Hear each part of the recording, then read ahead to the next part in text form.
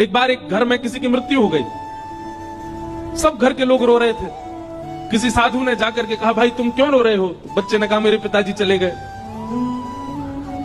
एक कन्या ने कहा, मेरा पति चला गया।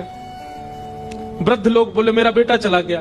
एक ही व्यक्ति गया है, पर सबके अलग अलग संबंध थे। तो साधु ने कहा कि कहां चला गया? बोले, हम सबको छोड़ के चला गया।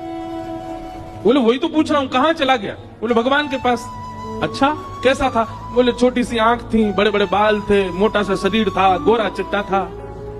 साधु बोले, ये जो सामने पड़ा है यही तो नहीं है? बोले, है तो यही। तो बोले, तो तुम्हारे सामने, पर रो क्यों रहे हो? बोले, ये सामने है, पर इसके भीतर जो था वो चला गया। साधु ने कहा, भीतर जो था उसको तुमने देखा था कभी? घर के लोग बोले, नहीं, उसको तुमने देखा नहीं। तो फिर तुम रो क्यों रहे हो?